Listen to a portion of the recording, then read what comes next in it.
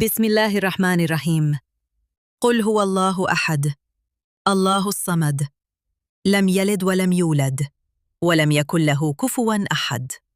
بسم الله الرحمن الرحيم.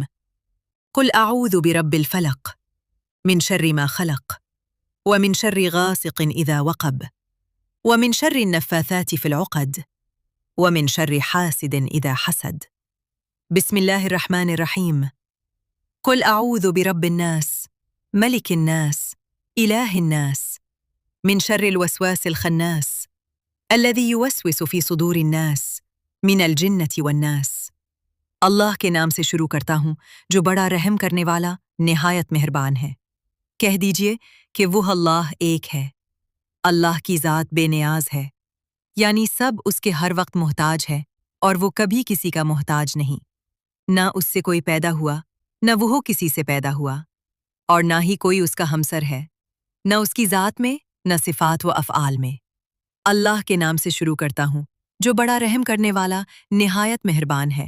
کہہ دیجئے کہ میں صبح کے رب کی پناہ چاہتا ہوں، اس چیز کے شر سے جو اس نے پیدا کیا، اور اندھیری رات کی تاریکی کے شر سے جب اس کا اندھیرا پھیل جائے، اور گرہ لگا کر ان میں پھونکنے والیوں کے شر سے، اور حسد کرنے والے کی برائی سے جب وہ حسد کرے۔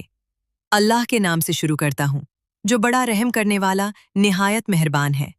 کہہ دیجئے کہ میں پناہ چاہتا ہوں لوگوں کے پروردگار کی، لوگوں کے مالک و بادشاہ کی، لوگوں کے معبود کی، وسوسہ ڈالنے والے پیچھے ہٹ جانے والے کے شر سے۔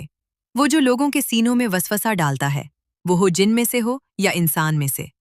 معاذ بن عبداللہ بن خبیب اپنے والد رضی اللہ عنہما سے روایت کرتے ہیں کہ ہم ایک بارش والی سخت تاریک رات میں رسول اللہ صلی اللہ علیہ وسلم کو تلاش کرنے نکلے تاکہ آپ ہمیں نماز پڑھا دیں۔ چنانچہ میں نے آپ کو پا لیا۔ آپ نے فرمایا، کہو پڑھو، تو میں نے کچھ نہ کہا۔ آپ نے پھر فرمایا، کہو، مگر میں نے کچھ نہ کہا کیونکہ معلوم نہیں تھا کیا کہوں۔ آپ نے پھر فرمایا، کہو۔ میں نے کہا، کیا کہوں؟ آپ نے فرمایا، قل هو اللہ احد اور المعوذتین، قل اعوذ برب الفلق، قل اعوذ برب الناس۔ صبح و شام 3 مرتبہ پڑھ لیا کرو، یہ صورتیں تمہیں ہر چیز سے کفایت کریں گی۔ ترمذی۔ کفایت کریں گی یعنی محفوظ رکھیں گی۔